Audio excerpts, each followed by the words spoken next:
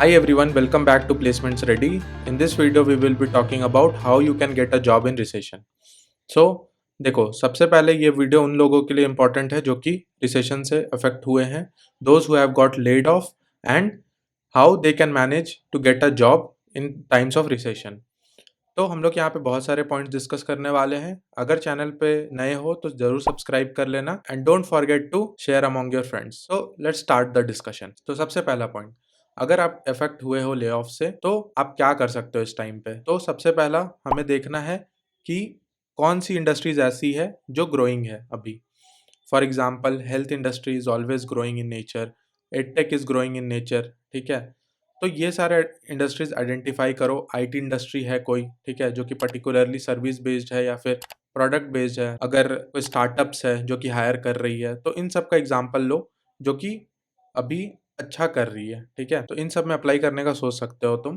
ठीक है, next point is looking to other field. देखो, जरूरी नहीं है कि तुम एक टाइप के वर्क में थे. Let's for example you were an Android developer working somewhere.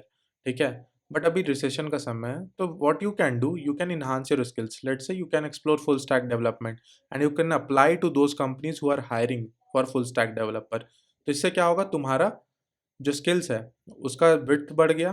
ठीक है, तुम अब दूसरे कंपनीज में भी अप्लाई कर सकते हो.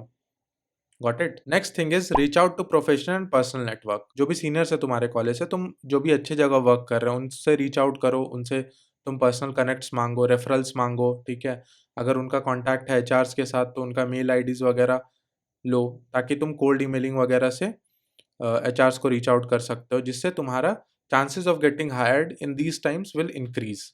Okay, next is professional network भी इंक्रीज करना हमें एट द सेम टाइम.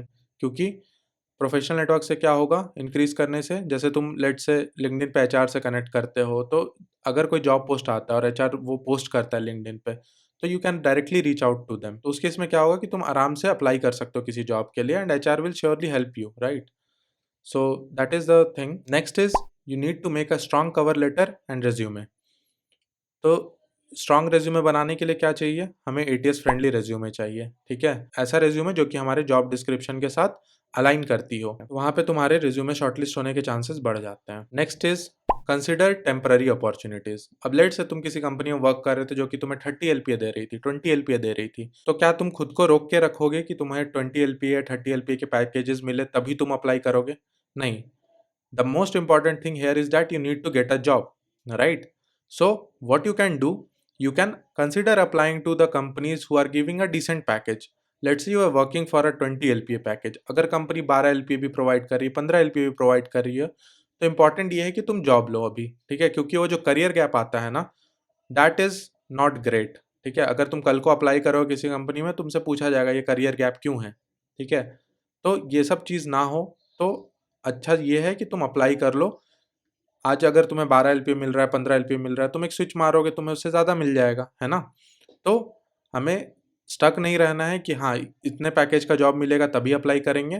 तुम्हें सिंपली अप्लाई कर देना है. ठीक है, अब नेक्स्ट थिंग इज फ्रीलांसिंग. अब जितना हमने बात करा, ठीक है, ज़रूरी नहीं है कि सबको जॉब जॉब अपॉर्चुनिटी मिल जाए. बहुत लोग ऐसे हैं जो कि ले ऑफ हुए बट अभी भी जॉब अपॉर्चुनिटी उनके पास नहीं है, तो वो क्या कर सकते हैं अभी सिनेरियो में, दे कैन डू फ्रीलांसिंग. ठीक है, the websites like Upwork, fibre, वहाँ पे जाके अपनी प्रोफाइल्स बनाओ.